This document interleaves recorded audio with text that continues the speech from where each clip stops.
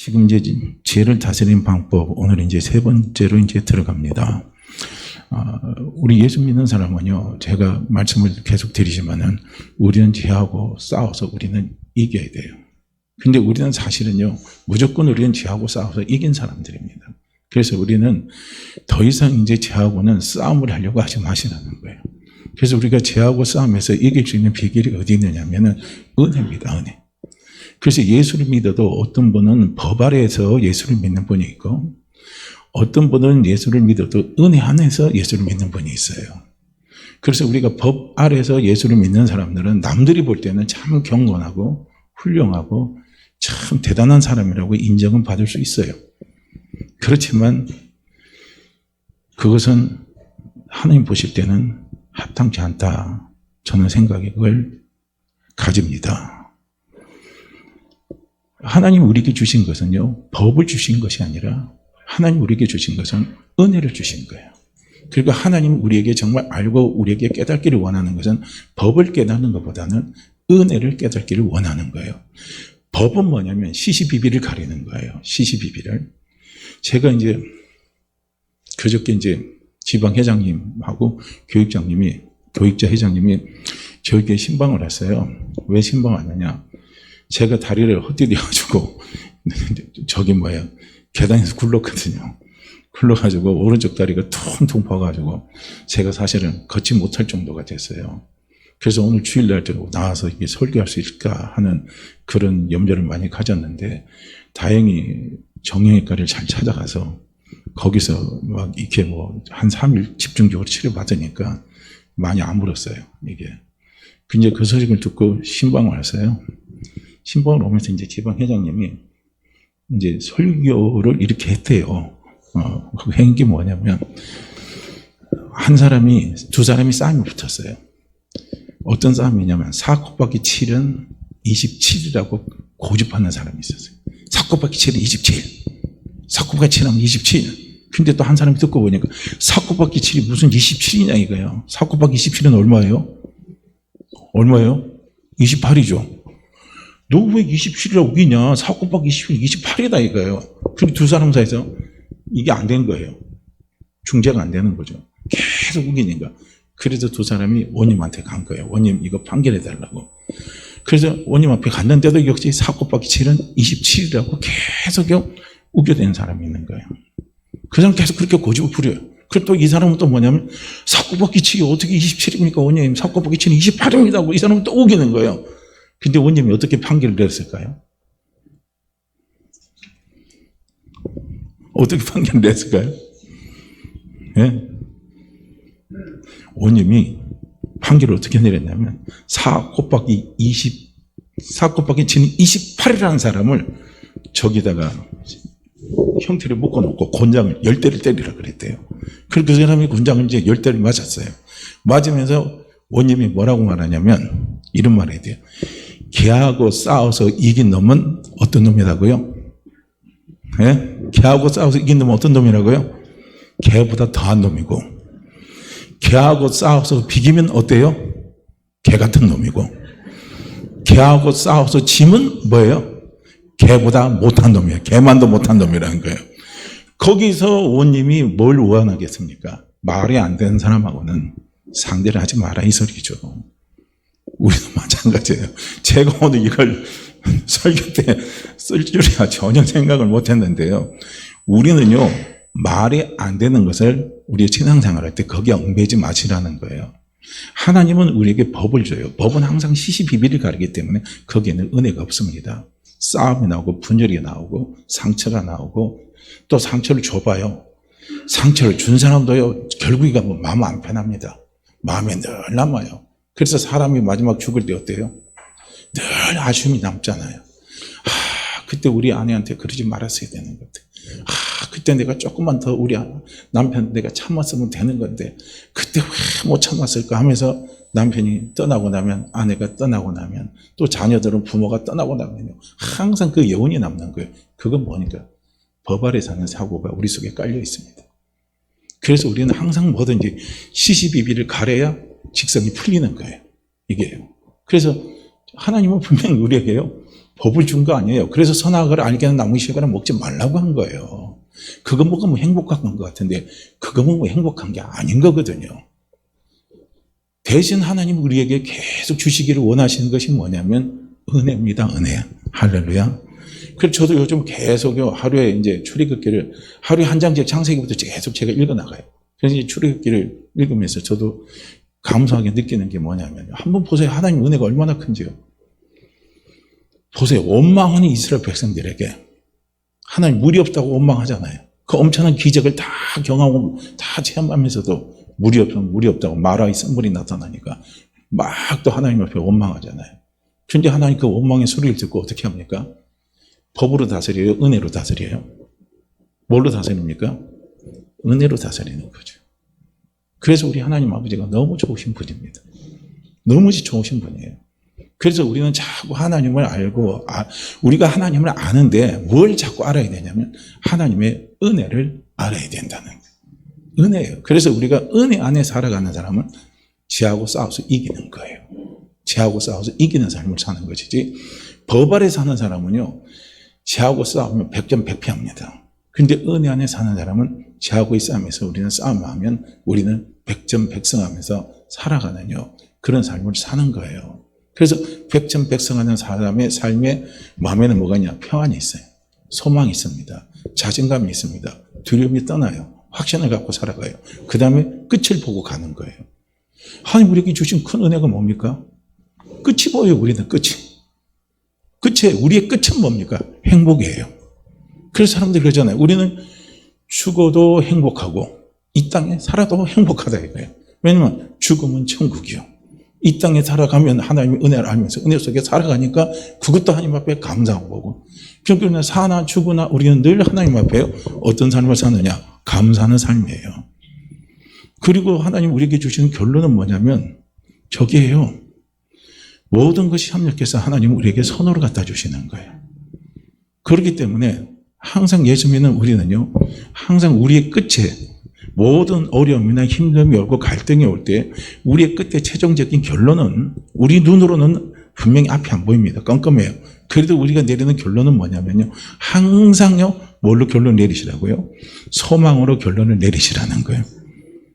특별히 하나님 내게 뭔가 막 음성으로 안 들려줘도요, 우리는 소망의 믿음을 가지고 결론을 내리시면 돼요. 왜냐하면 우리는 하나님의 은혜 안에 살아간 사람. 한번 보세요. 마라에서 세상에 하나님 그 은혜를 그렇게 경험하고도, 마라에 와서 그 쓴물이 났다고 하나님 앞에 막 대드는 거 후한무치하죠. 그런데도 하나님은요, 은혜를 베풀어 주셔요. 저는 그거 생각하니까 얼마나 감사한지 몰라요. 그리고 제가 또 깨달은 게 뭐였냐면, 하나님이 먹을 것이 없다고 막 이스라엘 백성들이 그러잖아요. 그러니까 하나님이 메추리하고 만나를 내려주시잖아요. 참 우리 하나님 좋으신 분이에요. 너무 좋으신 분이에요. 욕심으로 딱 채우면 우리한테 복이 안 돼요. 욕심의 끝은 뭡니까? 결국은 우리를 망하게 하는 겁니다. 욕심의 끝은 망하게 해요. 그래서 사단이 우리에게 계속 집어넣는 건 뭐 집어넣냐면 욕심을 집어넣게 만듭니다. 하나님 그걸 아세요. 그래서 어떻게 합니까? 많이 거둔 사람도 남는 게 없고 적게 거둔 사람도 모자람이 없어요. 그래서 어떤 사람은 어떻게 합니까? 안식일 날 가서 거두러 가지 마라 그랬잖아요. 어떻게 합니까? 거두 가잖아요. 그때 아우니까 전부 다 그게 어떻게 합니까? 썩 없어지는 거예요. 거기서 우리가 깨달을 게 뭐가 있습니까? 욕심으로 취한 것은 그 끝은 뭡니까? 썩어서 없어지는 겁니다. 우리가 인생 살면서 똑같은 거 다 경험하죠. 처음에 순수했다가 욕심으로 해서 욕심으로 한 번만 더 하다가 나중에 어느 한 번 끝에 가서 딱 걸리면요, 그걸로 끝장 나버리는 거예요. 그러니까 우리 하나님이 얼마나 좋으신 분입니까? 그래서 우리는 이런 하나님의 은혜 안에 살아가는 사람이에요. 그래서 우리가 하나님의 은혜를 알 때는 어떤 은혜를 알아야 되냐면 하나님이 율법이에요. 그래서 지난주에는 율법에 대해서 이야기했죠. 율법을 하나님 왜 율법을 주셨느냐 하는 거하고요. 그 다음에 왜 예수님이 십자가에서 죽으셔야 했는가. 그 다음에 왜 예수님이 다시 살아나셔야 했는가. 그 다음에 왜 예수님이 승천하셔야 했는가. 그 다음에 왜 성령님을 보내주셨는가? 우리가 기본적으로 이 5개는 확실하게 우리가 신앙생활하면서 알아야 돼요. 이걸 아는데 뭡니까? 율법을 아는 것이 아니라 율법을 주신 하나님의 마음을 아시라는 거예요. 십자가를 아는 게 아니라 십자가를 지게 하신 하나님의 마음을 알아야 돼요. 예수님의 부활을 아는 게 아니라 예수님을 부활케 하신 하나님의 마음을 알아야 된다는 거예요. 예수님이 승천하셨죠. 그럼 왜 예수님을 다시 부활하시고 다시 하나님께서 하늘나라로 올라가게 하셨느냐? 그 하나님의 마음을 알아야 돼요. 그리고 왜 성령님을 우리에게 보내주셔서 우리와 함께 하시는가 하는 것을 우리는 알아야 된다는 거예요. 이것 전체를 아는 것이요, 은혜 중에 최고의 은혜입니다. 이 은혜를 알면요, 우리는 죄하고 싸움에서 우리는 다 이길 수가 있는 거예요. 자, 그래서 지난주에 말씀을 드렸어요. 사도 바울이 자기가 전혀 율법을 깨달지 못했어요. 참 깨닫는 게 중요합니다. 오늘 저는 깨달음의 은혜가 있기를 원합니다. 오늘도 회개의 은혜가 있기를 원합니다. 이게 우리에게 너무 중요해요. 그래서 사도 바울이 내가 전에 나도 율법을 많이 아는 사람이에요. 사도 바울도 율법이 더 모르는 사람이에요. 그런데 사도 바울이 고백을 하는 거예요. 전에 뭐예요? 전에 내가 율법을 깨닫기 전이라고 그랬어요. 그 사람 율법을 몰라서 그런 소리를 했을까요? 그게 아니에요. 여기서 사도 바울이 깨달은 건 뭐냐면은 율법을 주신 하나님의 마음을 몰랐다는 거예요. 우리 그런 거 알죠? 여러분 문제 있으면 기도하세요. 문제 있으면 기도하세요. 우리 그런 소리 많이 듣죠. 그런데 실제로 문제가 꽉 쌓이는데 난 이거 어떻게 풀어갈까 막 고민하면서 이 사람 찾아가고 저 사람 찾아가고 이 사람한테 어떻게 하는가 조언도 구하고 막 그거 갖고 잠 못 자면서 혼자 끙끙 앓면서 그냥 뚠뚠 막 지내다가 어느 날 교회 와서 기도를 하는데 찬양을 딱 틀어놨는데 기도할 수 있는데 왜 염려하십니까? 그럴 때 어떻게 해? 그게 딱 깨달으면 무릎을 딱 치는 거야. 바보 같은 짓 했네. 멍청한 짓 했네. 내가 왜 그렇게 어리석었나? 이 소리 하는 거예요. 왜냐? 기도하면 되는데. 기도하면 되는데요. 왜 내가 기도를 안 했느냐 이거예요. 기도하면 하나님 역사하시고 하나님 도와주시는데. 근데 내가 왜 기도를 안 했을까? 바로 그거하고 똑같은 거예요. 그래서 율법을 주신 하나님의 마음을요, 사도 바울이 깨달았어요. 그 깨달은 그 결론이 뭡니까? 제가 지금 거기까지 했어요. 죄를 심히 죄되게 한다는 거예요. 죄를 막 드러내게 하는 거예요. 이건 곧 무엇이냐면 네가 죄인이라는 것을 깨닫게 하게 하는 거예요. 내 육신입니다. 내 육신이 얼마나 죄인이라는 것을 깨닫게 하는 거예요. 그래서 이걸 하나님이 원하시는 겁니다. 그래서 우리가 신앙생활을 할 때요, 첫 번째 단계에서 그것도 은혜입니다. 크게 은혜래요. 그게 뭐냐면 신앙생활 할 때 첫 번째요, 내가 막 율법적으로 막 선하게 살려고요. 내가 하나님의 말씀대로 살려고 막 노력하고 힘쓰면서요. 그거 갖고 괴로워하면서 막 갈등하는 삶이요. 그거 필요합니다. 그 과정이 꼭 필요해요. 그 과정이 없으면요, 은혜를 제대로 몰라요. 그 과정을 겨치고 난 사람은요, 은혜가 그 사람은 값비싼 은혜입니다. 예수님의 십자가의 죽으심, 예수님의 부활이 얼마나 귀하고 값진가를 그 사람은 알아요. 그러면 그 사람은 방종 안 합니다.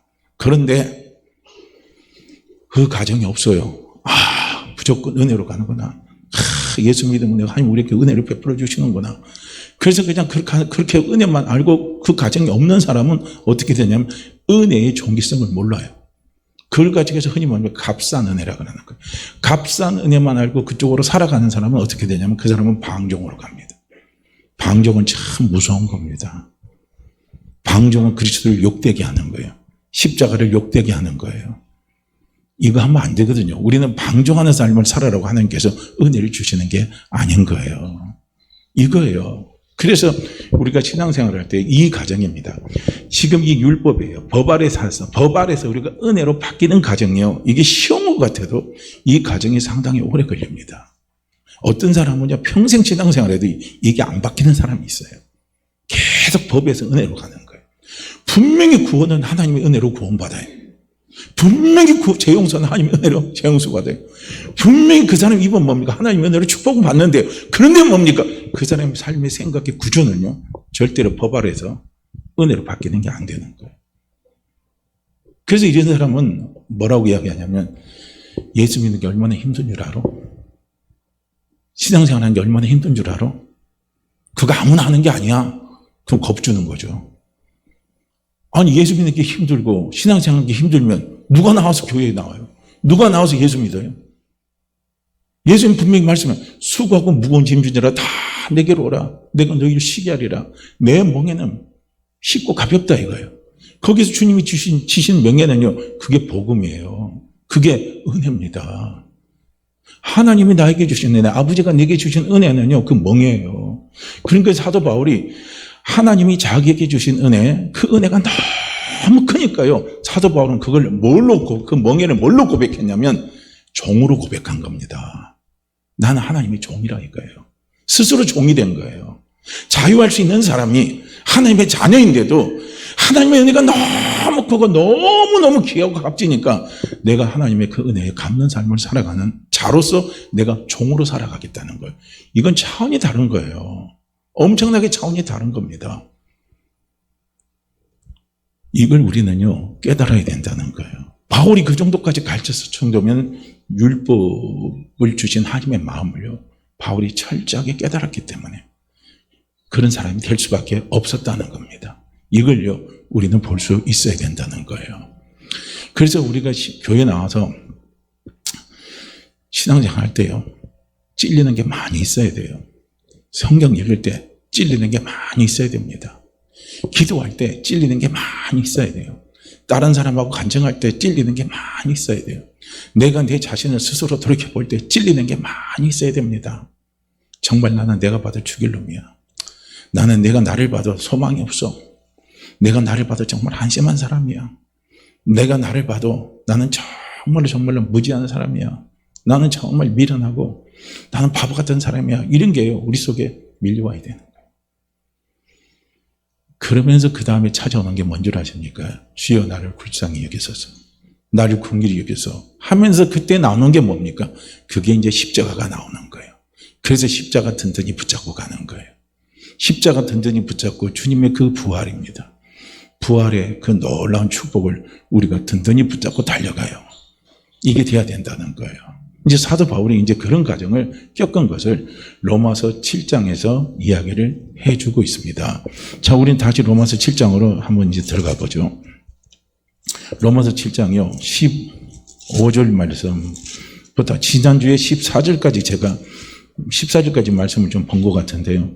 오늘 이제 15절부터 한번 같이 보죠. 로마서 7장 15절입니다. 자, 13절 말씀에 보면 그런즉 선한 것이 내게 사망이 되었느냐? 그럴 수 없느니라. 오직 죄가 죄로 드러나게 위하여 선한 그것으로 말미암아 나를 죽게 만들었으니 이는 계명으로 말미암아 죄로 심히 죄되게 하려 함이라 이랬어요. 그러니까 하나님이 여기에서 율법입니다. 선한 것이 율법이에요. 하나님 말씀이 최고의 선입니다. 정말이에요. 제가 말씀드렸잖아요. 산상수훈은 예수님이 말씀하시는 율법이에요. 구약에서 우리가 신명기에 나오고 구약에서 십계명은요, 그건 다 뭐냐면요, 하나님의 모세를 통해서 주신 율법이에요.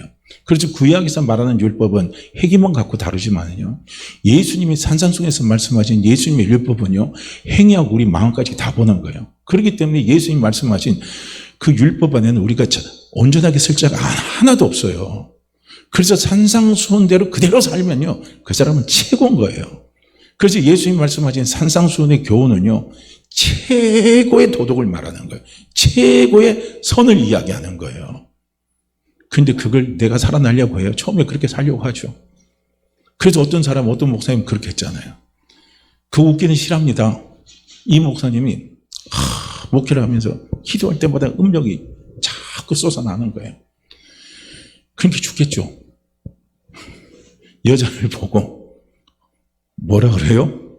음력을 품은 자마다 간음하는 자니 그랬잖아. 미치는 거죠. 기도했어요. 근데 또 생각나요. 기도해 또 생각나요.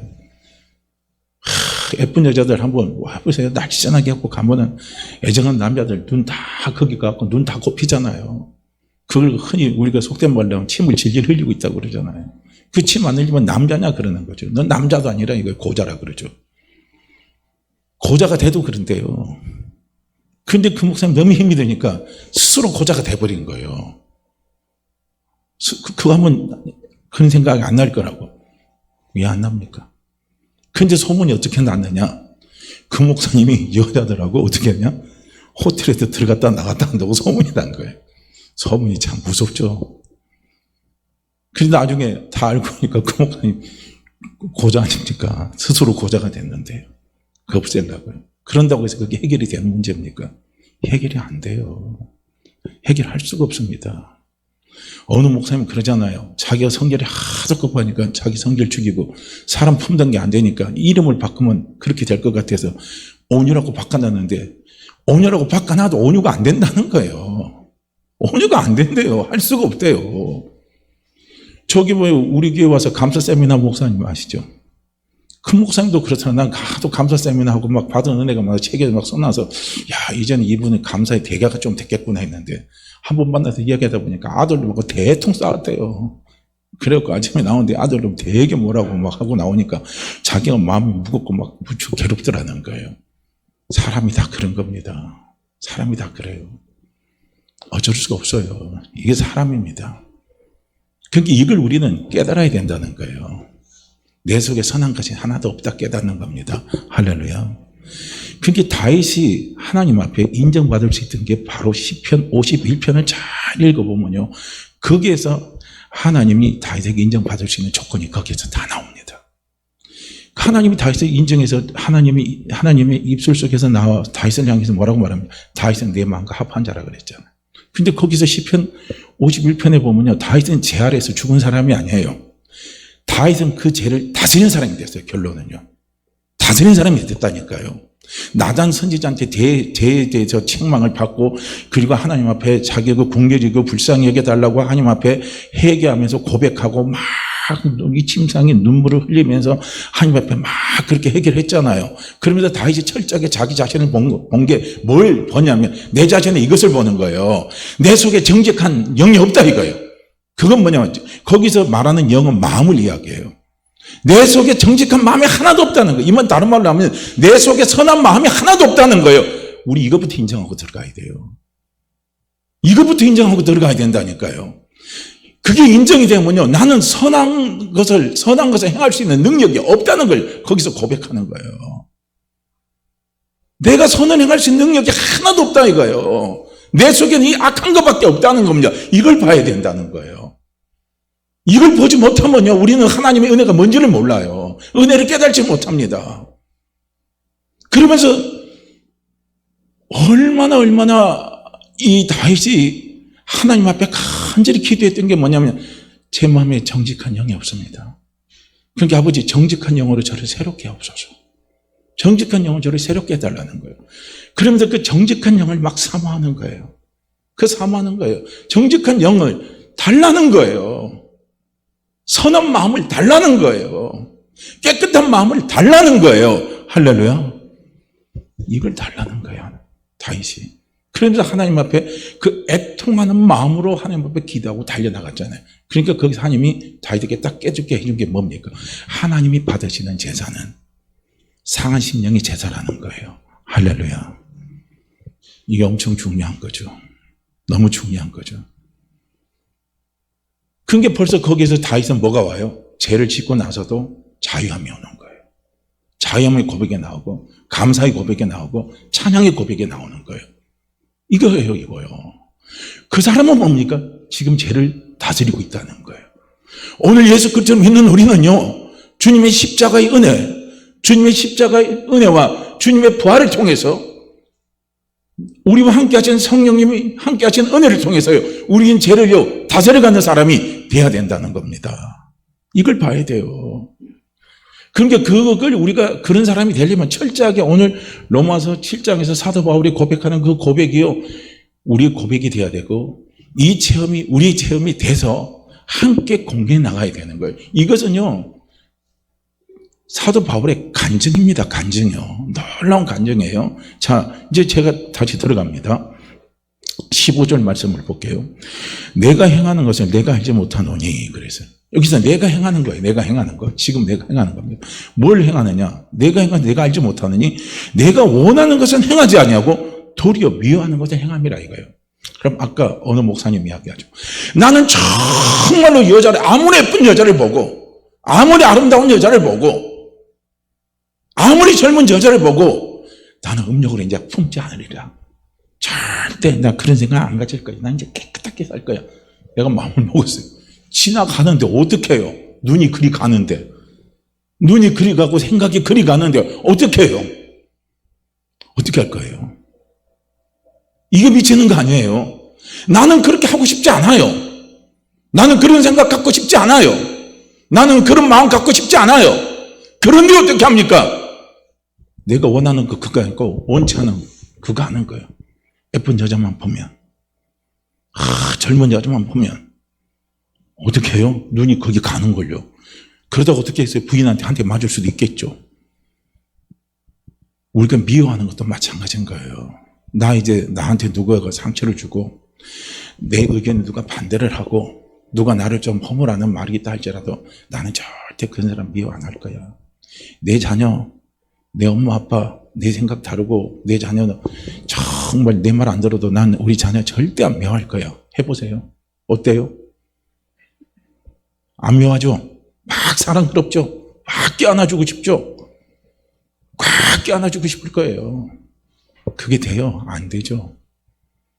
그런 마음은 갖는데 내 실제로 행동은 그게 안 되는 겁니다. 이게 사람을 힘들게 만드는 거예요. 이게 사람을 고통스럽게 만드는 겁니다. 우리가 그러잖아요. 우리 이 경험해 보시잖아요. 왜 그럴까? 왜 그럴까? 마음에는 없는데 왜 이렇게 할까? 이런 행동을 할까? 왜 이런 말을 했을까? 내가 왜 이런 잘못을 했을까? 이런 것들이 우리 속에 계속 터져 나옵니다. 지금 사도 바울도 똑같은 거예요. 근데 내가 원하는 것은 하지 못하고 원치 않은 미워하는 그것만 지금 행하고 있다는 겁니다. 그러니까 이 15절에서 이 고난의 깊이가, 이 괴로움의 깊이가, 이 죄책감의 깊이가 15절에서요 얼마나 깊었는지 우린 15절에서 봐야 돼요. 그래야 16절이 딱 보는 거예요. 그런 상태가 돼야 그 다음에 16절이 딱 깨달음이 와요. 만일 내가 원하지 아니하는 그것을 행하면, 그렇죠, 내가 원하지 않는 그것을 행하면 내가 이로써 율법이 선한 것을 시인한다. 그렇지, 하나님의 말씀이 맞다 이거예요. 정말 하나님의 말씀, 율법은 정말 선하다 이거예요. 온전하다 이겁니다. 그러면서 이제 17절에 뭡니까? 이제는 그것을 행하는 자가 내가 아니요 내 속에 거하는 죄니라. 이 단계가 와요. 그것을 행하는 것은 내가 하는 것이 아니라, 이거 잡고 얼마나 사도 바울이 기도했겠습니까? 저는 그러고 싶지 않은데 왜 자꾸 이런지 모르겠어요. 저는 내 생각은 제 생각, 제 마음 이런데 왜 제가 이런 말을 하고 이런 행동했는지 주님 모르겠어요. 너무 힘들어요. 너무 고통스러워요. 제가 이래도 예수 믿는 사람입니까? 제가 이래도 하나님의 자녀 맞습니까? 이래도 하나님 제 아버지가 맞습니까? 제가 아버지 앞에 기도할 자격이 있습니까? 하고 우리가 하나님 앞에 막 호소를 해요. 그럼 그 다음에 주시는 깨달음이 와요. 감동입니다. 그게 뭐냐면, 그건 한 건 네가 하는 게 아니다. 네 속에 뭐가 있다고? 죄가 한 거다. 죄가 그런 거지 네가 그런 거 아니다 이거예요. 할렐루야. 이거 한번 기도해 보세요. 한번 기도해 보세요. 성경에서 뭐라고 감동을 주시는지 이거요. 오늘 들으시고요. 이런 부분에 갈등이 오신다면 반드시 기도하고 이것은 해결하고 넘어가야 될 문제입니다. 그래야 죄를 다스릴 수 있어요. 그러지 않으면 죄 못 다스립니다. 이길 수가 없어요. 자, 이제는 그것을 행하는 자가 내가 아니요 내 속에 가는 자니라. 그랬어요. 제가 그랬다는 거예요. 그 다음에 18절은 내 속 곧 내 육신에 선한 것이 거하지 아니한 줄을 아노니. 그렇지, 이제 깨닫는 거예요. 내 속에는, 내 육신 속에서는 선한 것을 행할 능력이 없다 이거야. 마음은 먹어도 내 의지는 선을 행할 수 있는 능력이 없다 이거예요. 그 힘이 없다는 거예요. 이걸 봐야 돼요. 이걸 처절하게 우리는 봐야 됩니다. 그래야 우리는 은혜의 깊이 속에 들어가는 거예요. 이걸 보지 못하는 사람은요 은혜의 깊이 속에 못 들어갑니다. 신앙생활이 의지대로 신앙생활 하는 걸까요? 내 의지대로 신앙생활하면 얼마나 좋을까요? 아니에요. 의지를 강조하고 의지를 믿고 가는 사람들은요, 뭐라고 하는 줄 아십니까? 예수 믿는 거 세뇌되면 예수 믿는다는 거예요. 사람들이 교회 많이 다니고 맨날 똑같은 소리 들으면 세뇌당한다는 거예요. 아니, 세뇌당해서 예수가 믿어집니까? 믿음이 세뇌에서 오는 거예요? 어떻게 생각하세요? 믿음은 세뇌에서 오는 게 아닙니다. 믿음은 그분이 주시는 거예요. 믿음은 내 안에 없어요. 그분이 주셔야 된다는 거예요. 그게 어느 날 주신다니까요. 어느 날 그게 와요. 간절히 애통하고 사모하면요, 그걸 하나님 내게 주셔요. 그래서 내 속에, 내 주신 속에 선한 것이 가지 않는 걸 내가 알아요. 그렇기 때문에 원함은 내게 있으나 선을 행하지 못한다는 거예요. 내가 선하게 살고 하나님의 말씀대로 살고 싶지만 그 말씀대로 살지 못하는 것이 바로 거기에 있다는 걸 사도 바울이 깨달아 버린 겁니다. 자, 여기까지도 깨달으면 좋습니다. 자, 그 다음에 19절입니다. 내가 원하는 바 선은 행하지 아니하고 도리어 원치 아니하는 바 악은 행하는도다. 계속 반복적으로 나오죠. 그 다음 20절입니다. 만일 내가 원하지 아니하는 그것을 하면 이를 행하는 자가 내가 아니요 내 속에 거하는 죄니라고 또 사도 바울이 또 고백하죠. 죄가 그렇게 한다는 거예요. 그러므로 내가 한 법을 깨달았노니, 이건 법이에요. 바뀔 수 없는 거예요. 절대로 안 바뀌는 거예요. 한 법을 깨달았노니 곧 선을 행하기 원하는 나에게 악이 함께 있는 것이로다, 그런 거예요. 내 마음은 선을 행하기를 원하는데 내 육신 속에서는 항상 악이 내 육신 속에 거하고 있다는 거예요. 그 악이 뭐니까 악한 영이 내 속에 거하고 있는 거예요. 이걸 우리는 봐야 돼. 예수 믿으면 무조건 우리 안에 성령만 가시는 줄은 그렇게 생각하시죠. 우리의 마음은요, 최고의 영적인 싸움의 최전방입니다. 최전방이에요. 그래서 이 두 개가 왔다 갔다 하는 거예요. 선한 가고 악한 가고 두 개가 왔다 갔다 하면서 내 안에서 지금 싸움을 하고 있는 겁니다. 이 싸움에서 우리는 이겨야 되는데 이 싸움에서 지면 안 돼요. 이게 한 법이에요, 법. 우리는 여기서 많이 속습니다. 예수 믿는 사람은요. 우리 안에 무조건 성령만 계신 줄 알아요. 그래서 사도 요한도 이야기하는 거예요. 너희 속에 그 영이 어떤 영인지 분별하라, 이거예요. 내 마음속에 어떤 영이 움직이고 지금 다니고 있는지를, 나를 유혹하고 있는지를 우리는 봐야 돼요. 그래서 사도 바로 그걸 본 거예요. 악이 함께 있더라는 거예요. 그래서 22절입니다. 내 속사람으로는 하나님의 법을 즐거워하되, 그렇죠. 내 속사람은 내 영이에요. 내 영은 하나님의 법을 즐거워합니다. 정말 하나님의 법을 즐거워해요. 영은 찬양하기를 원하고요. 영은 하나님의 말씀을 삼하기를 원하고요. 영은 하나님 앞에 순종하기를 원하고요. 영은 늘 하나님과 함께 동행하기를 원합니다. 그래서 우리는 영이 깨어 있어야 돼요. 영이 깨어 있어야 됩니다. 그래서 영이 깨어있지 못하면 그러지를 못하는 거예요. 그래서 내 속사람은 하나님의 말씀을 즐거워하되 내 지체 속입니다. 내 육신 속에 다른 한 법이 내 마음의 법과 싸워 내 지체 속에 있는 죄의 법 아래로 나를 사로잡아 오는 것을 내가 본다는 거예요. 그렇죠. 한쪽에서는 성령의 법이 있고 한쪽에서는 악한 법이 있어요. 두 개가 싸워요. 싸우는데 여기서 잘 보세요. 주체가 뭡니까? 두 개가 싸움을 하고 있는데 딱 봐야 되는데, 이 싸움을 하고 있는데 여기서 주체는 내가 또 주체가 돼요. 내가 주체가 됩니다. 이게 아니에요. 영의 사람은 뭡니까? 주체가 성령입니다. 할렐루야. 그래서 CC의 사형에 보게 되면 영의 사람이 있고 육에 속한 사람이 있고 자인이 있어요. 세 종류라고 그러죠. 그 자기는 아예 예수 그리스도 믿지 않는 사람이고, 육에 속한 사람은 뭡니까? 내 중심에 내 자아가 살아있는 거예요.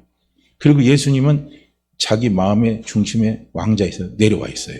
근데 영의 사람은 뭡니까? 내 마음의 중심의 의지 속에 누가 들어가 있습니까? 거기에 성령님이 계시는 거고 나는 거기서 내려왔는 거예요.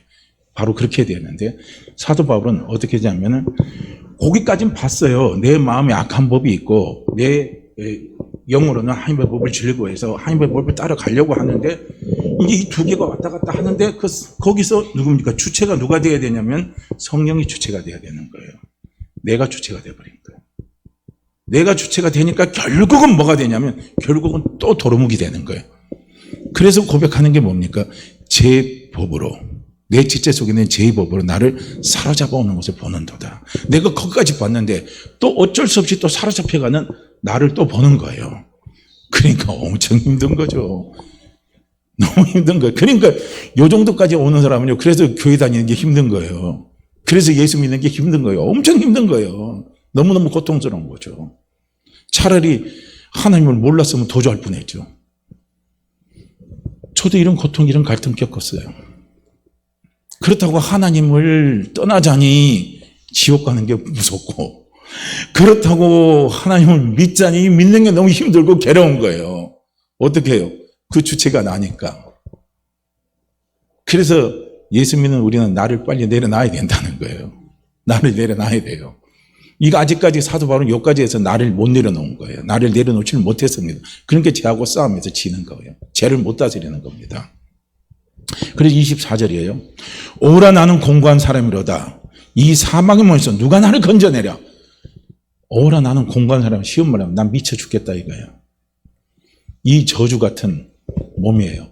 우리는 축복받은 사람, 예수 믿으면 축복받고 우리 하나님의 자녀고, 우리는 거룩하다 그랬는데, 아니 교회 나와서 말씀 들어보고 교회 나와서 신앙생활 제대로 하려고 하면은요, 그게 아닌 거예요. 내 자신 꼭 저주받은 사람 같은 거예요. 너무 힘든 거죠. 너무 괴로운 거예요. 이 상태가 돼요. 그러니까 여기서 어떻게 해요? 여기서 이 갈등을 해결하지 못하면 이 사람은 교회 떠납니다. 떠나요. 해결을 해야 돼요.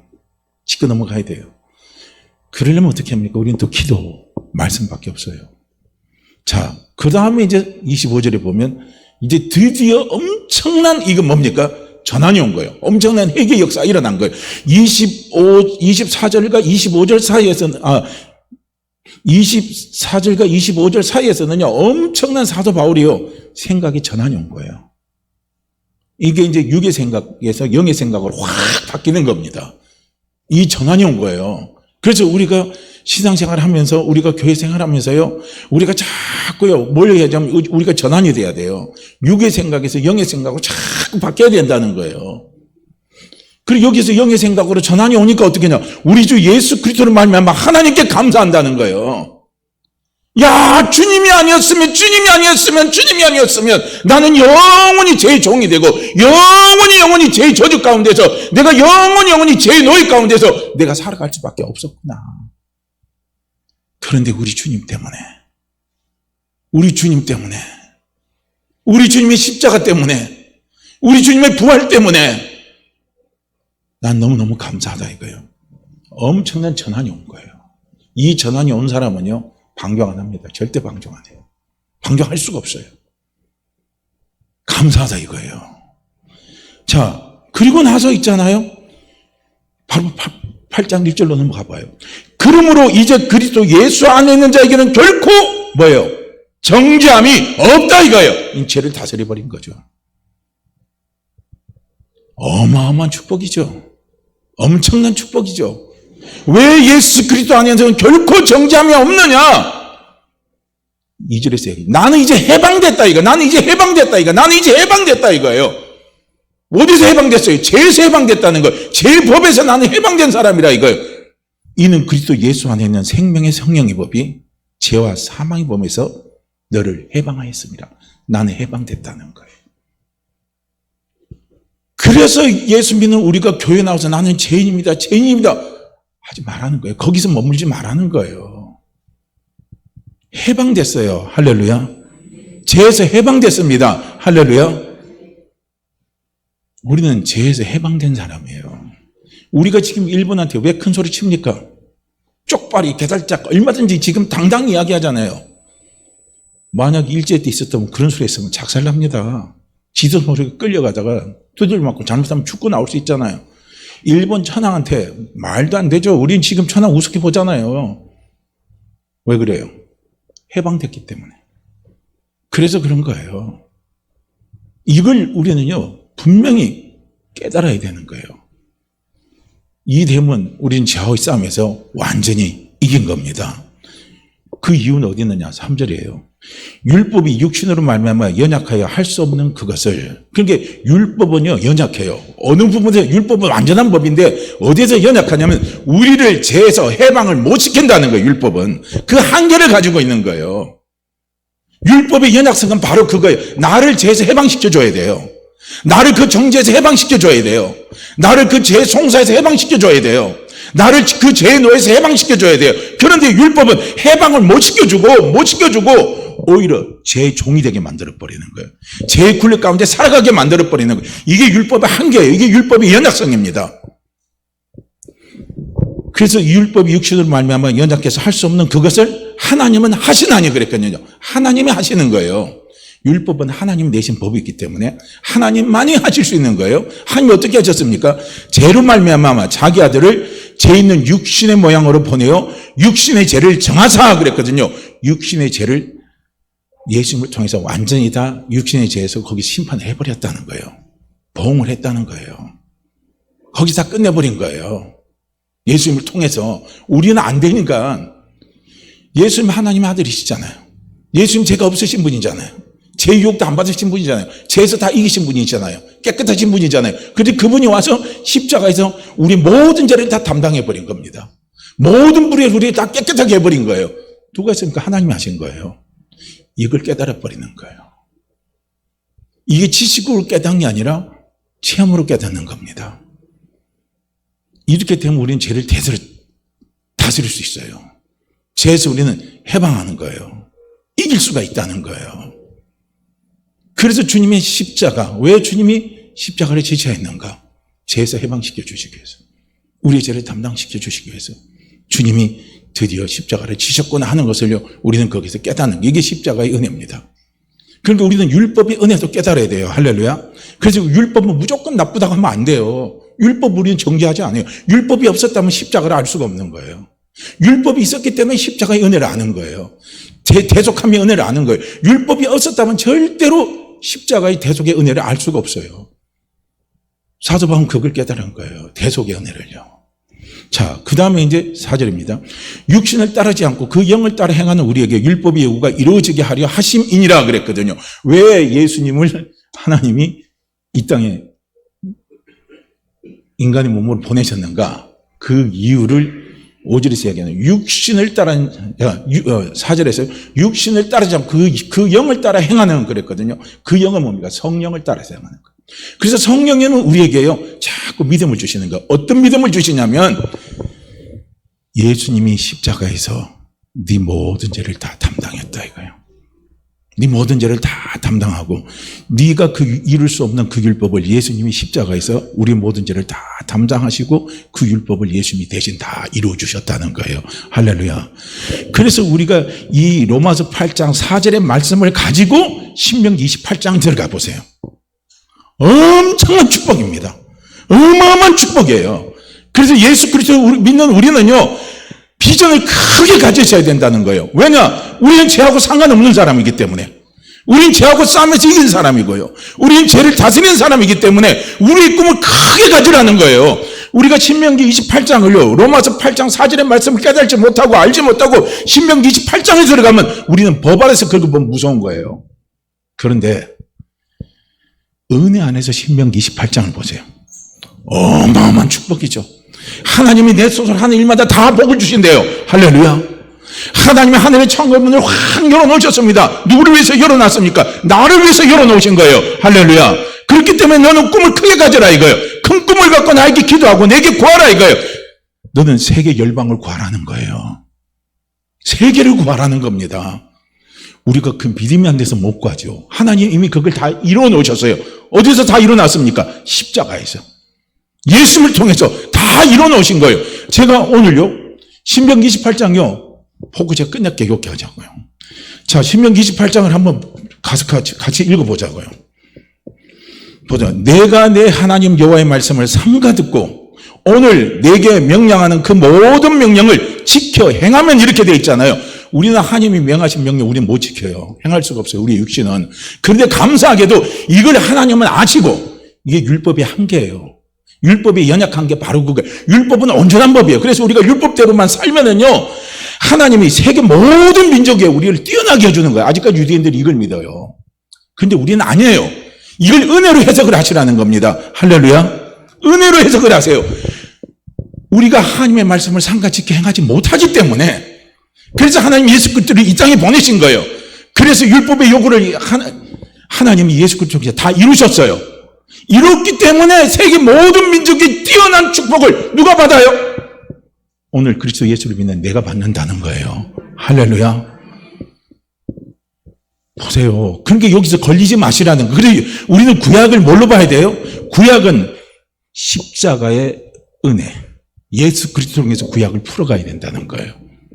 그래야 구약의 답이 나와요. 그렇지 않으면 신약과 구약이 따로 논다니까요. 구약은 무서워요. 저주의 하나님이에요. 그래서 어떤 사람 이걸 깨달지 못하는 신학자들은, 어떤 신학자는 그 말하는 거예요. 구약이 하나님이 하나님이냐 이거야. 구약이 하나님이 아니다 이거. 저주하는 하나님이 무슨 하나님이냐 그렇게 말하는 사람이 있어요. 신학자 가운데서. 못 깨달으니까 그렇게 말하는 거예요. 깨달으면 그게 아니죠. 얼마나 큰 축복입니까? 얼마나 큰 은혜입니까? 할렐루야. 나는 부족해도 나를 세계 모든 민족 위에 뛰어나게 하시는 분은 우리 주 예수 그리스도시고 우리 하나님 아버지십니다. 우리는 세계 모든 민족이 뛰어나는 그런 축복을 받아 누릴 자격이 있어요. 누구 때문에? 예수 그리스도 때문에. 왜 그렇습니까? 죄에서 해방됐기 때문에, 죄에서 자유했기 때문에. 우리는 거룩한 하나님의 자녀입니다. 거룩한 하나님의 백성입니다. 그래서 된 거예요. 구약에서의 거룩한 백성은 율법을 지켜야 거룩한 백성이 되지만, 오늘 우리는 예수님의 십자가의 은혜 때문에 거룩한 백성이 된 거예요. 할렐루야. 얼마나 감사해요. 죄를 다스리면 이게 보이는 거예요. 죄를 다스리면 이게 우리 눈에 확확 들어오는 거예요. 할렐루야. 자, 그 다음에 한번 보세요. 내가 내 하나님 여호와의 말씀을 상가 듣고 내가 오늘 내게 명령하는 그 모든 명령을 지켜행하면 내 하나님 여호와께서 너를 지켜 세계 모든 민족에 뛰어나게 하실 것이라. 내가 내 하나님 여호와의 말씀을 청종하면 이 모든 복이 내게 임하여 내게 이르리니 그랬거든요. 우리가 청종한다는 거, 하나님의 말씀을 상가 듣는다는 거예요. 그런데 우리는 하나님의 말씀 100% 청종 못 하잖아요. 듣고도 실천하지 못한 게 너무 많아요. 왜냐하면 우리의 육신이 약하기 때문에.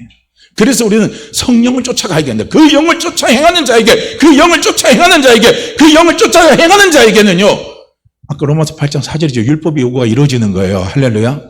성령의 인도함을 받고, 성령의 인도함을 받고, 성령의 인도함을 받고, 성령이 주시는 은혜를, 성령이 깨닫게 하시는 은혜를 깨닫고, 성령이 주시는 믿음을 가지고 달려가면은요, 율법의 요구가 이루어지는 거예요. 할렐루야. 내가 비록 하나님이 주신 말씀을 100% 청종해서 못 간다 할지라도 뭡니까? 그런 나를 알아요. 율법이 내게 그것을 요구한다 할지라도 율법은 나를 100% 하나님의 말씀에 청종하게 못 만들어요. 그런데 무엇이 나로 하여금 하나님의 말씀을 100% 청중하게 만들어주냐면 예수 그리스도밖에 없습니다. 그걸 성령이 깨닫게 해주시는 거예요. 그렇게 그 영을 따라 행하는 자예요. 할렐루야. 보세요. 그러니까 모든 복이 내게 임한다는 거예요. 모든 복. 그래서 우리는 베개에다가 복 안 써놔도 돼요. 이불에다 복복자 안 써놔도 돼요. 들어가는 대문에다 복복자 안 써놔도 돼요. 차이나타운 한번 가보세요. 그냥 복이 그냥 엄청 많잖아요. 거기 전도하러 가보니까 세상에 중국 사람은 어디가 중국 사람 사는지 알겠어요. 들어가는 대문짝에도 복, 이불에도 복, 거기도 빨간 복 다 갖다 놨어요. 그래도 빨간색은 좋아야 돼요. 그 빨간색이 뭘 의미하겠습니까? 주님의 십자가의 생명이죠. 복이 내게 임합니다. 할렐루야. 우리 이미 복을 받은 사람이에요. 할렐루야. 모든 복이 내게 임하는 거예요. 그래서 우리는 동으로 가도 겁내지 마시고, 서로 가도 겁내지 마시고, 남으로 가도 겁내지 마시고, 북으로 가도 겁내지 마세요. 우리는 어디로 가든지 우리는 형통합니다. 할렐루야. 왜 그래요? 예수 그리스도가 율법의 요구를 이루셨기 때문에 그렇다는 겁니다. 그래서 우리는 형통한 자예요. 이거 믿고 가시라는 거예요. 우리가 지금 가다가 지금 우리가 만나는 건 중간에 터널 속에서 깜깜한 건 만나지만, 그러나 우리의 그 최종적인 결론은요, 형통입니다. 형통이에요. 그거 바라보시고 가라는 거예요. 생각이 현실을 바꿔요. 우리의 생각이 성령이 주신 생각으로 바뀌면 우리의 현실은 얼마든지 바꿔서 이겨나갑니다. 할렐루야. 그게 안 되고 자꾸 무너져서 그게 문제인 거지. 그래서 자꾸 우리는 말씀을 드려야 되고, 그래서 자꾸 우리는 말씀을 자꾸 묵상해야 되고, 그래서 우리는 자꾸 성령님을 의지해야 된다는 거예요.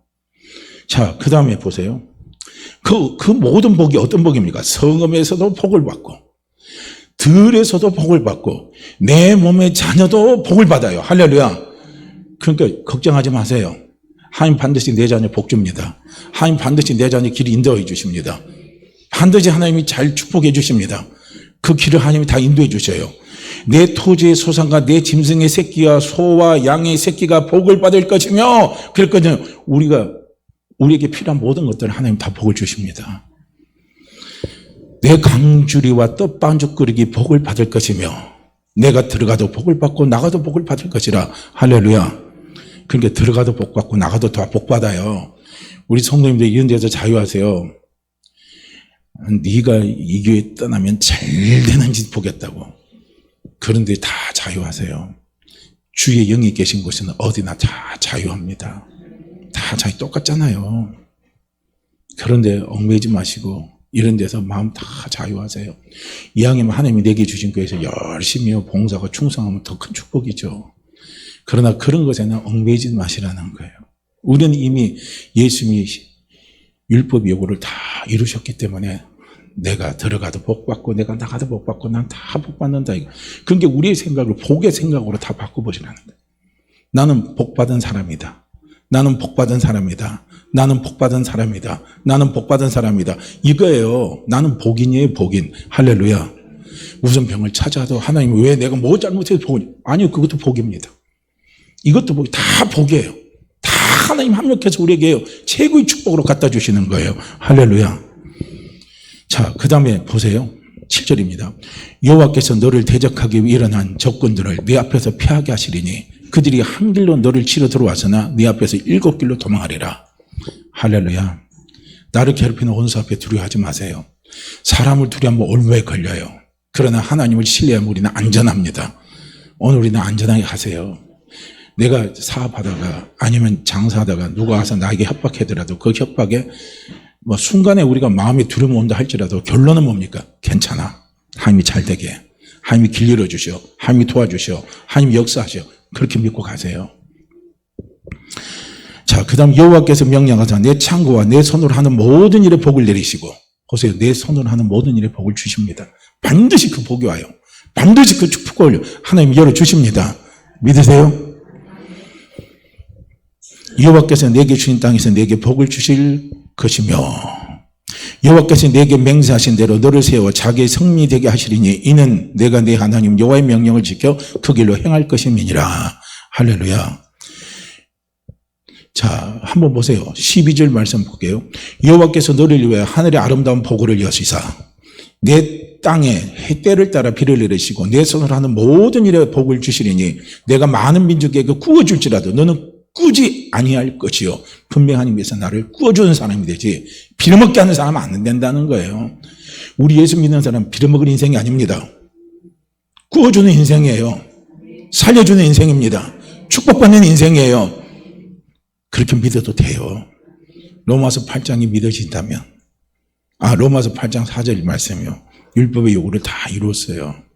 자, 그 다음에 여호와께서 너를 머리가 되고 꼬리가 되게 하지 않으시며 위에만 있고 아래에 있지 않게 하시리니 오직 너는 내가 오늘날 내게 명령하는 네 하나님 여호와의 명령을 듣고 지켜 행하며 내가 오늘날 내게 명령한 그 모든 말씀을 떠나 자라고 오르나 치우치지 아니하고 다른 신을 따라 섬기지 아니하면 이와 같으리라 그랬거든요. 이 말씀 한마디로 딱 붙잡냐면 예수 그리스도 든든히 붙잡고 가면 된다는 거예요. 다른 거 잡지 말라는 거예요. 그래서 히브리서 13장에 뭡니까? 우리의 마음을 굳게 하는 거. 내 마음이 흔들리지 않아. 우리가 마음이 흔들릴 때요, 저주가 찾아오는 거예요. 내 마음이 흔들리지 않으면요, 우리는 하나님의 축복을 받아 누려요. 그런데 그 하나님의 축복을 받아 누리는 것은 뭐냐면 내가 은혜로서 마음을 굳게 하면 아름답도다 이거예요. 여기서 예수님이 하나님이 하신 모든 율법의 요구를 다 이루었잖아요. 우리는 예수님이 이루어놓으신 그 복을 갖고 우리는 살아가는 사람이에요. 그래서 우리는 예수님만 든든히 붙잡고 가라는 거예요. 예수님은 누굽니까? 하나님의 약속입니다. 예수님은 누굽니까? 하나님의 맹세십니다. 그래서 우리가 든든히 붙잡고 가면 되는 거예요. 할렐루야. 염려하지 마세요. 두려워하지 마세요. 염려, 두려움은 죄 때문에 오는 거예요. 우리는 예수 그리스도 때문에 죄를 다스린 사람입니다. 죄에서 승리한 사람이에요. 그래서 죄에서 승리한 사람은요, 하나님이 머리 대고 위에 엮게 하시고, 우리 손으로 하는 모든 일에 하나님이 복을 주시고, 구워주는 사람 되게 하시고, 하나님이 다 축복해 주십니다. 믿으시죠? 자, 오늘 말씀이 많이 길었는데요. 죄송하고요. 자, 우리 이 말씀 함께 같이 읽고 우리 기도합니다. 신명기 28장 1절 말씀요. 함께 읽죠. 신명기 28장 1절입니다. 내가 네 하나님 여호와의 말씀을 삼가 듣고 내가 오늘 네게 명령하는 그 모든 명령을 지켜 행하면 네 하나님 여호와께서 너를 세계 모든 민족 위에 뛰어나게 하실 것이라. 내가 네 하나님 여호와의 말씀을 삼가 듣고 내가 오늘 네게 명령하는 그 모든 명령을 지켜 행하면 네 하나님 여호와께서 너를 세계 모든 민족 위에 뛰어나게 하실 것이라. 내가 네 하나님 여호와의 말씀을 삼가 듣고 내가 오늘 네게 명령하는 그의 모든 명령을 지켜 행하면 네 하나님 여호와께서 너를 세계 모든 민족 위에 뛰어나게 하실 것이라. 아멘. 십자가 든든히 붙잡고 하나님이 주신 복을 사모하게 하시고 하나님이 주신 복을 소망하게 하고 그 복을 누리며 나눠주며 살아가는 사람이 되게 하옵소서. 우리 이 시간 함께 같이 기도합니다. 오 할렐루야. 하나님 아버지 참으로 감사합니다.